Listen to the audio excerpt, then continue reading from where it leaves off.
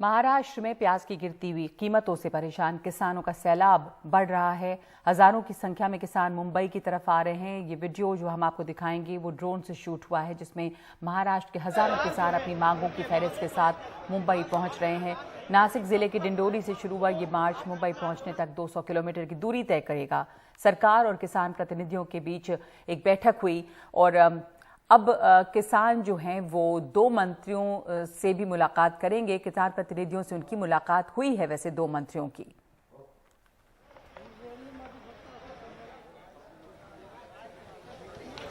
तो इस बारे में हम जानकारी दे रहे हैं। इस पूरी किसानों की जो मांग है और जो उनका ये मार्च है लंबा, सरकार से क्या बातचीत हो रही है, हमारे सहयोगी सोहित मिश्रा।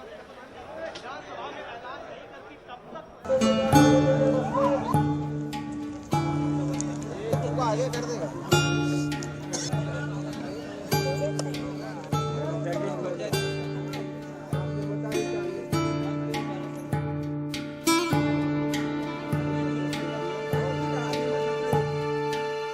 सोमवार से अलग अलग मांगों को लेकर नासिक से हजारों की संख्या में जो किसान हैं वो मुंबई की ओर लॉन्ग मार्च कर रहे हैं। और सुबह की अगर बात करें तो वो अलग अलग जगहों पर रुकते हैं। ऐसी ही एक जगह पर जो किसान हैं वो रुके हुए हैं।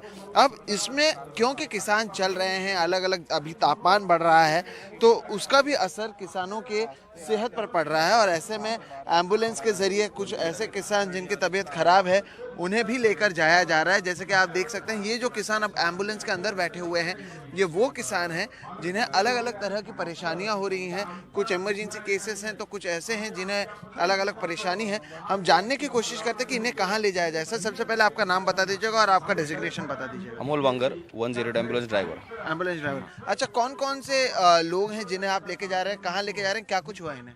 इनको जो चल के जो पैदल चल रहे हैं उनको पाँव को फोड़े आ रहा है, वीकनेस है, बुखार है, उनको लेके जा रहे हैं। फिलहाल हम शाहपुर में मौजूद हैं। ये मुंबई से सटे ठाणे जिले में आता है और अब भी लगभग 100 किलोमीटर का फासला इन किसानों को तय करना है।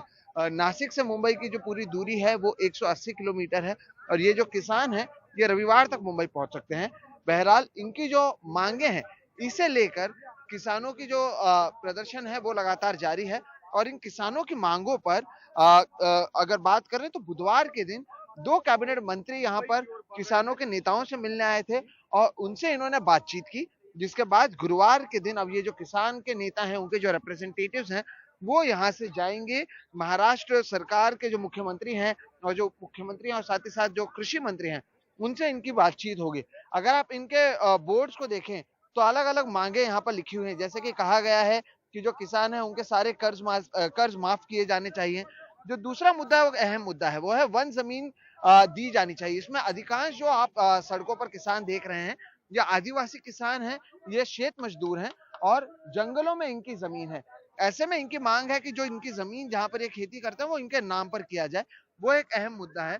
और यहाँ पर हमारे साथ कुछ किसान मौजूद हैं जो पहले दिन से ही पैदल जा रहे हैं। इनमें से अधिकांश जो आदिवासी किसान हैं और इनके पैरों को अगर आप देखेंगे तो इनके पैर सूजे हुए हैं, पैरों को लगा हुआ है।